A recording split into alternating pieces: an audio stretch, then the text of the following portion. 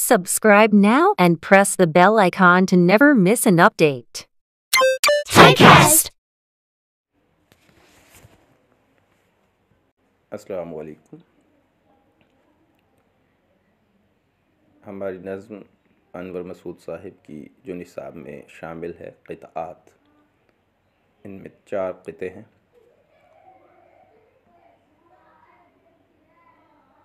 अनवर मसूद साहिब दौर हाजिर के बेहतरीन मिज़ाहिया शायर हैं। उनके क़िताअत में तंज़ व मिज़ाह है, या यूँ कहिए कि क़िताअत तंज़ व मिज़ाह के पैराए में है। लेकिन वाज़िर है कि उनके मौज़ूआत संजीदा हैं और क़ारी को गौर व फ़िक्र की दावत देते हैं। पहला क़िता, जो चोट भी लगी है वो पहली से बढ़ के थी, हर ज़र्ब कर्बनाक पे मैं तिल मिला उठा, पानी का, सुई गैस का, बिजली का, खून का, बिल इतने मिल गए हैं कि मैं बिलबिला उठा। तो इस क़िते का जो मरकज़ी ख़याल है वो महंगाई है।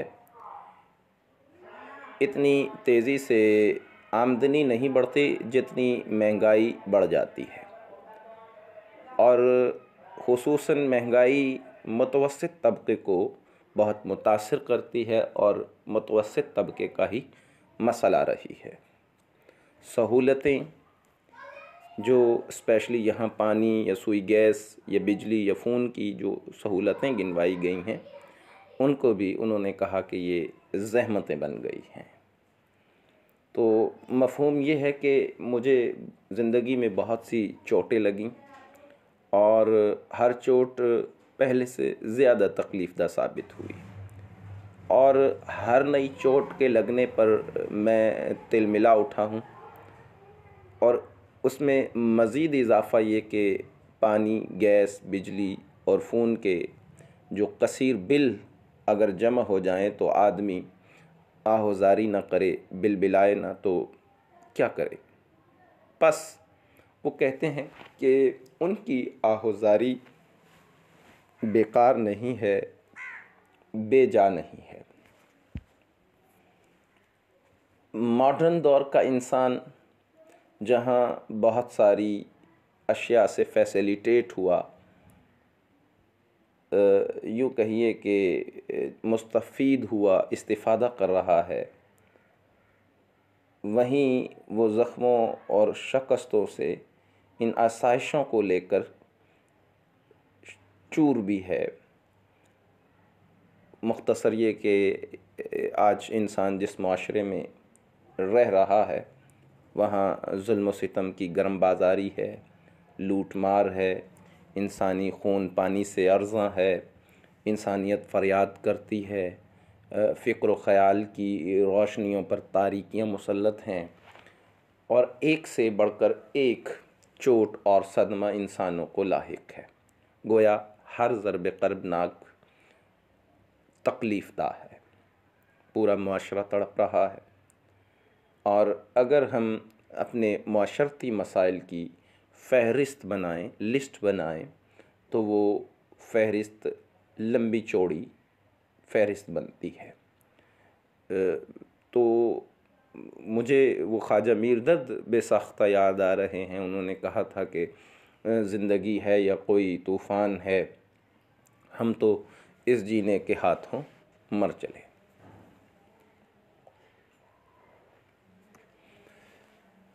दौर हाजिर में इंसान नई नई इजादात से फ़ायदा उठा रहा है, सुख हासिल कर रहा है, आराम उसे मुयस्सर आया है। आज घरों में पानी दस्तयाब है। ज़माना क़दीम में लोग पानी कुओं से या चश्मों से भर कर लाया करते थे। गैस की सहूलत ने लकड़ियों का मसला हल कर दिया, लकड़ियाँ जलाने का मसला हल कर दिया। टेलीफ़ोन ने ज़मीनी फ़ासले समेट दिए। तो आज इंसान एक कोने में बैठकर अपने प्यारों से दुनिया के दूसरे कोने में बैठे हुए शख्स से या प्यारे से बात कर रहा है। तो तरक्की और नित नई इजादात का ये सिलसिला रुका नहीं। वही बात जो एक शायर ने कही, आँख जो कुछ देखती है लब पे आ सकता नहीं, महवे हैरत हूँ कि दुनिया क्या से क्या हो जाएगी। तो आज हयात इंसानी में साइंस इनकलाब बर्पा किए है। अहद क़दीम के जो हुक्मरान हैं वो दौर जदीद के इंसानों की तर्ज़ ज़िंदगी, लाइफस्टाइल अगर देख लें तो वो वर्ता हैरत में पड़ जाएं। आज महीनों का सफ़र घंटों में तय हो रहा है और घंटों का मिनटों में तय हो रहा है। यहाँ तक कि एक मुसाफिर सुबह लाहौर में नाश्ता कर रहा है और शाम का खाना वो लंदन में बैठकर खाता है। वो बकौल शायर के हर सुबह नया रंग बदलता है ज़माना, हर सुबह नया रंग बदलता है ज़माना, हर शाम है दरपेश नया मरहला दिल को। तो अब हम असल नुक्ते की तरफ आते हैं कि जहाँ ये बेशुमार सहूलतें या आसाइशें इंसान को मुयस्सर हैं, वहीं जो है वो इसने इंसानों के लिए मुश्किलात खड़ी कर दी। और वो ये कि इन सहूलतों का इस्तेमाल अपनी जगह, लेकिन इस्तेमाल के बाद हर माह हर महीना भारी भरकम बिल जो है वो अदा करने पड़ रहे हैं।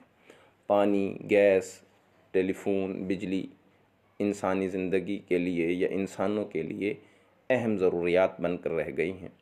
चुनाचे अब हर माह बेपनाह पैसा या रुपया जो है वो इनके इस्तेमाल पर सर्फ हो जाता है, ख़र्च हो जाता है। और अखराजात का झंझट एक आध बार हो तो इंसान कड़वा घूंट भी पिए, हर माह नई रकम देना और भारी रकम देना, इससे इंसान जो है वो परेशान हो गया है। बकौल शायर के क्या हल हुआ है गले की किल्लत का मसला, शहबाज आओ हाथ मिलाओ पलाओ का, तजवीज़ पास करके ज़्यादा उगाओ की, बिल पेश करने वाले हैं वो कम चुनाव का।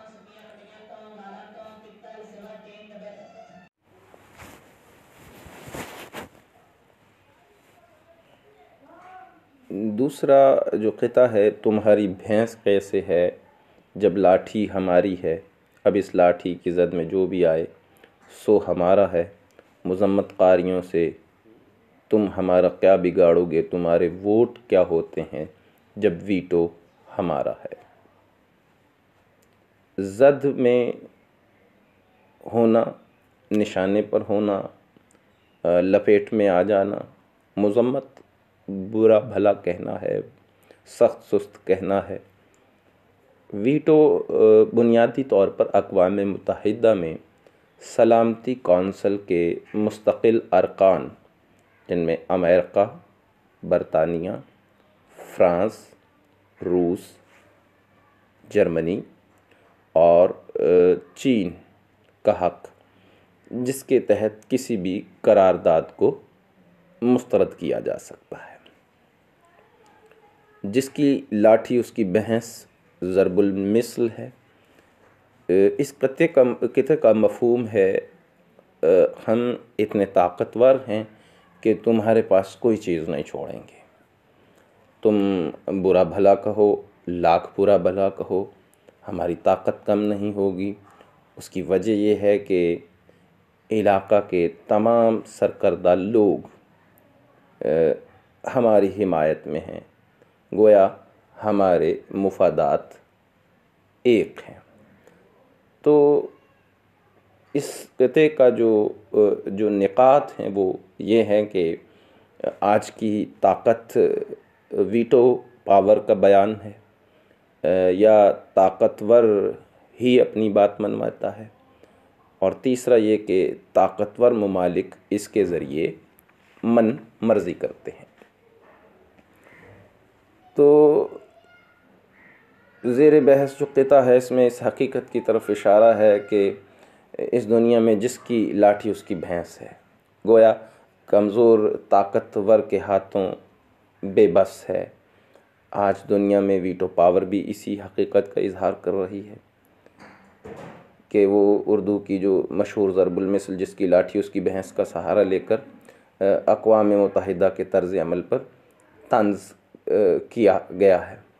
अक़वाम मुत्तहिदा में सलामती कौंसल के जो मुस्तक़िल अरकान हैं या अरकान हैं, उनको ये हक़ हासिल है कि वो जिस करारदाद और जिस फ़ैसले को चाहें वीटो के ज़रिए मुस्तरद कर दें।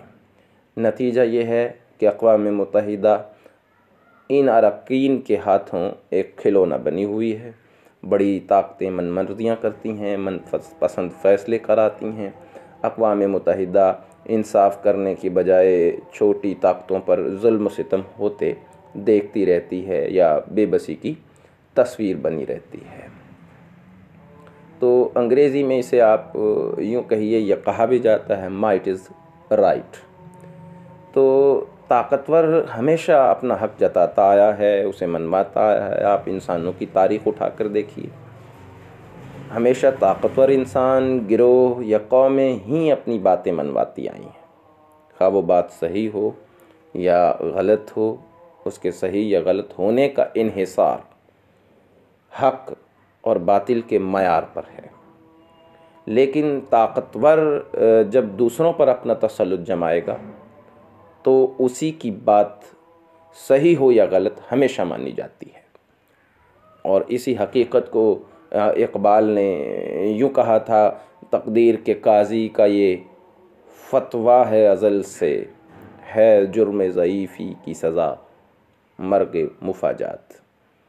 तो कमज़ोर होने का जुर्म ज़ईफ़ी जिसको कहा गया, और मर्ग मुफाजात अचानक मौत है। तो आप देख लीजिए कि शायर हमें बस वो एक ज़ालिमाना जो निज़ाम आज का है उसकी तरफ उन्होंने हमें मुतवज्जा किया, जो संजीदा मसला है। और हम जानते हैं कि अक़वाम मुत्तहिदा बड़ी ताकतों का बनाया हुआ इदारा, जिसे अपने मकासद के लिए ये लोग या मुफादात के लिए ये लोग इस्तेमाल करते हैं। बज़ाहिर ये इदारा दुनिया में अदल इंसाफ़ कायम करने के लिए कायम किया गया था, लेकिन दर हकीकत ये फ्रांस, बरतानिया, रूस, चीन वग़ैरह जो इसमें शामिल हैं और बाकिया जो 10 गैर मुस्तकिल अरकान हैं वो बदलते रहते हैं। 5 मुस्तकिल अरकान हक़ तनसीख या वीटो का इख्तियार जो है वो हासिल है, जिन्हें उन्होंने इस इदारे के वक़ार को बुरी तरह मजरूह किया है। मसलन मैं थोड़ा सा अगर इसकी तफसील में जाऊं तो रूस ने वीटो को जो हक़ है उसे 123 मरतबा इस्तेमाल किया, अमेरिका ने 82 मरतबा इस्तेमाल किया, और नहायत गैर ज़िम्मेदाराना तरीके से या गैर ज़िम्मेदारी से बार बार मुज़ाहरा करते हुए गैर ज़िम्मेदारी का इसे इस्तेमाल किया है। तो मसलन आप देखिए कि गैर ज़िम्मेदारी का नतीजा मसला कश्मीर, मसला फ़लस्तीन जो रिसेंटली आज भी मसला है हमारा, आज तक हल तलब है। इसी तरह आप देखें बरतानिया ने 32 मरतबा, फ्रांस ने 18 मरतबा, चीन एक वाहिद मुल्क है जिसने कदर ज़िम्मेदारी का मुज़ाहरा किया है, उसने इस हक़ को 6 मरतबा इस्तेमाल किया है।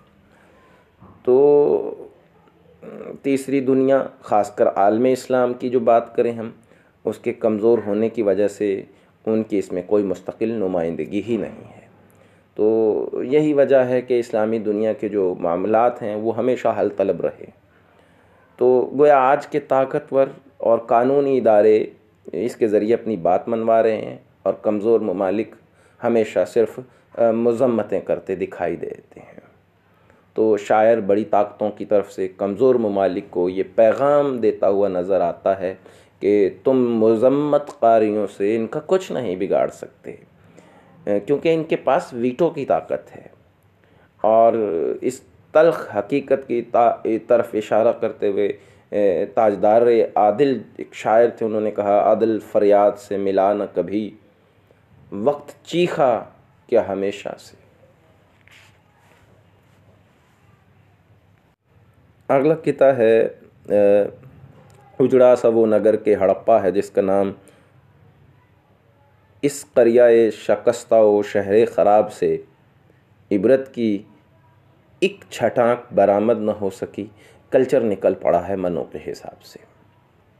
उजड़ा तबाहाली को कहते हैं, निस्व नाबूद होने को कहा जाता है। नगर से मुराद करिया इलाका बस्ती है। शकस्ता का मतलब बर्बाद या टूटा फूटा या तबाह ही है। और इबरत से मुराद नसीहत है, छटाक वज़न करने की एक इकाई को कह सकते हैं। कल्चर रहन सहन को कहिए, तहज़ीब को कहिए, सक़ाफ़त को कहिए। तो इस कथे का जो मफ़हूम है वो ये है कि हड़प्पा एक तबाहाल या उजड़े हुए दयार शहर से ज़्यादा हैसियत नहीं रखता।